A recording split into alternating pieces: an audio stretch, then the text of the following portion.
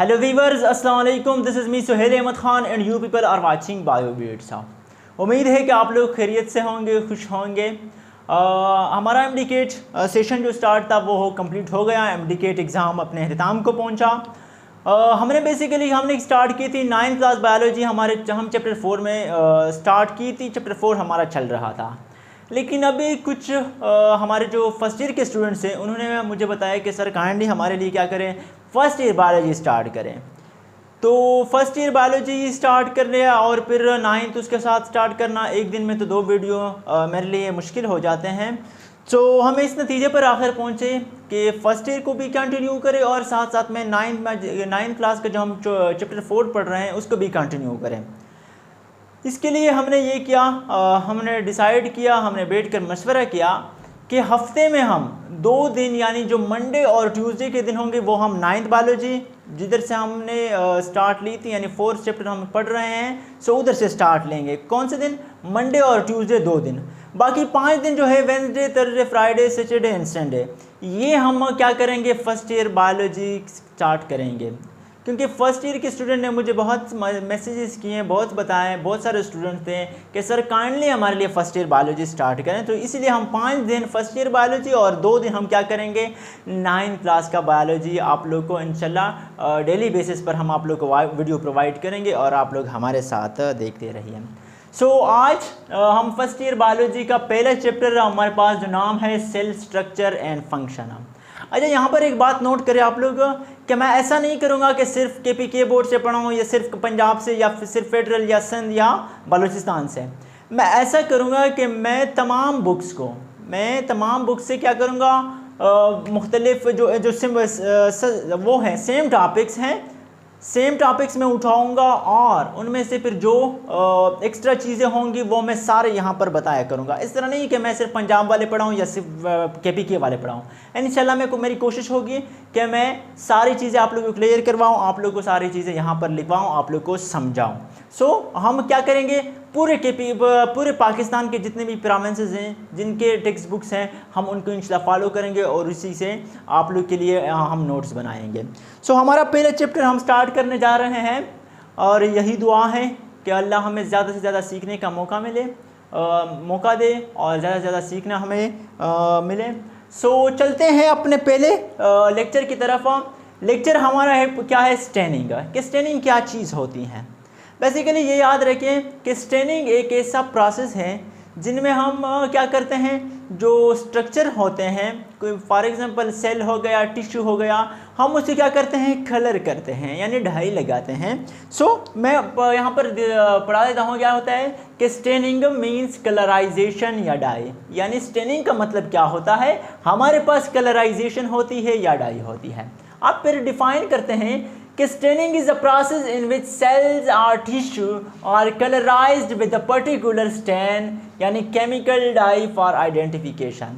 कहते हैं कि स्टेनिंग हमारे पास वो प्रोसेस हैं जिनमें हम क्या करते हैं, सेल को या टिश्यू को क्या करते हैं, कलर करते हैं विद अ पार्टिकुलर स्टेन। यानी क्या करते हैं, विद अ पार्टिकुलर केमिकल या विद अ पार्टिकुलर डाई यानी या विद अ पार्टिकुलर स्टेन हम फॉर आइडेंटिफिकेशन।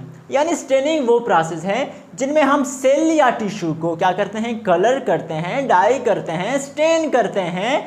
किस चीज़ के थ्रू, ये कि हम मुख्तलिफ केमिकल लगाते हैं या डाई लगाते हैं यानी कलर लगाते हैं। सिंपल इसका मतलब किस चीज़ के लिए, फॉर आइडेंटिफिकेशन है कि हम उसको आइडेंटिफाई करें। देखिए हम सेल को कहाँ देखते हैं, माइक्रोस्कोप के थ्रू देखते हैं, टिश्यू को भी माइक्रोस्कोप के थ्रू देखते हैं। लेकिन कुछ ऐसे स्ट्रक्चर यानी कुछ ये जो सेल्स हैं, ये जो टिश्यूज़ हैं, हम इसको कलर करते हैं। क्यों कलर करें कि यार हमें इनका पता चल सके। फॉर एग्जांपल हम सेल को स्टडी कर रहे हैं तो अब इस सेल के अंदर तो बहुत से ऑर्गेनेल्स हैं हमें, और वो ऑर्गेनेल्स क्या है, हमारे पास ट्रांसपेरेंट होती है। ट्रांसपेरेंट मीन्स कुछ ऐसे होती हैं जिनको जो कलरलेस होते हैं, उनका कलर नहीं होता। सो हमें ये पता नहीं चलता कि कौन सा ऑर्गेनेली क्या है, कौन से ऑर्गेनेली का क्या फंक्शन है। सो हम क्या करते हैं, उसको कलर करते हैं, उसको स्टेन करते हैं कि क्या करें कि ये चीज़ें हमारे लिए आसान हो, हमारी आइडेंटिफिकेशन, हमारी पहचान के लिए क्या हो, ईजी हो। फिर कहते हैं कि staining can be applied in vivo और इन विट्रो।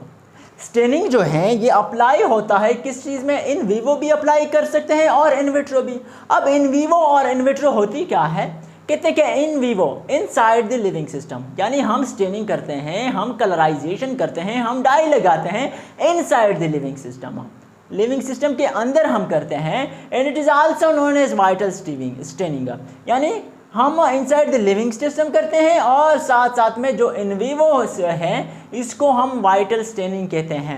वाइटल स्टेनिंग का क्या मतलब है यहाँ पर कि नॉट हार्मफुल फॉर लिविंग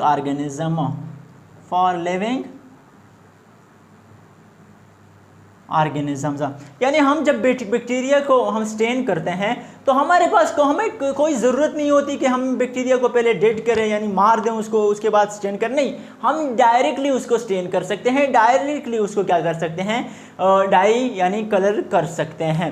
फिर हमारे पास है इनविट्रो। इनविट्रो क्या होती है, आउटसाइड द लिविंग सिस्टम, यानी हम इनसाइड द लिविंग सिस्टम नहीं करते हैं हम, बल्कि क्या करते हैं, आउटसाइड द लिविंग करते हैं system, outside the living system करते हैं, क्या करते हैं, स्टेनिंग करते हैं।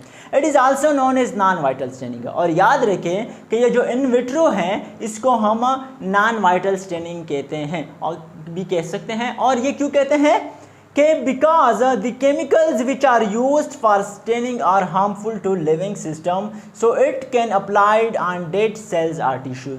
कहते हैं कि ये जो हम केमिकल्स लगाते हैं, यानी जो हम डाई करते हैं, हम स्टेन करते हैं, which are use for staining, यानी जो स्टेनिंग के लिए हम केमिकल्स यूज़ करते हैं, are harmful for living organism या लिविंग सिस्टम, ये नुकसानदेह होती हैं किस चीज़ के लिए, लिविंग सिस्टम के लिए। So it can be applied on dead cells or tissue.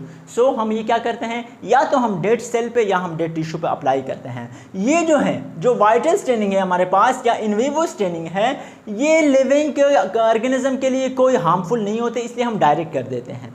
लेकिन जो इन विट्रो है या नॉन वाइटल स्टेनिंग है वो हार्मफुल होते हैं फॉर लिविंग सिस्टम, इसलिए हम डेड सेल पे या डेड टिश्यू पर करते हैं। सो ये हमारे पास हो गया, उम्मीद है ये आप लोग को समझ आ गई होगी। फिर हमारे पास टाइप्स ऑफ स्टेनिंग है कि हमारे पास कितने स्टेनिंग के क्या टाइप्स हैं। हमारे पास एक है ऑप्शन, एक है सिंपल स्टेनिंग और दूसरा है हमारे पास डिफरेंशियल स्टेनिंग। अब सिंपल स्टेनिंग और डिफरेंशियल स्टेनिंग में क्या फ़र्क है, कहते हैं कि simple staining in which single stain is applied to a cell or tissue, यानी वो स्टेनिंग जो क्या हो, सिंगल स्टेन हो, अप्लाई हो to the cell or tissue, tissue पर या सेल पर एक सिंगल स्टेन अप्लाई हो, हम उसको सिंपल स्टेनिंग कहते हैं। फॉर एग्जांपल आप लोग के पास ये सेल है, ये मैं सबर कर इसको मैं ऐसे कर देता हूँ, एक मिनट, मैं इसको यू कर देता हूँ, सही है। ये हमारे पास पूरा का पूरा एक सेल है और सेल के अंदर क्या है, हमारे पास मुख्तलिफ ऑर्गेनेल्स हैं। ये न्यूक्लियस है, फॉर एग्जांपल यहाँ पर माइटोकॉन्ड्रिया है, लाइसोसोम है, परागजोसोम है, ये सारे, लेकिन ये क्या है, सारे के सारे एक कलर के हैं। जब एक कलर के होंगे उसको हम कहेंगे कि ये हमारे पास सिंपल स्टेनिंग हो गई, सही है।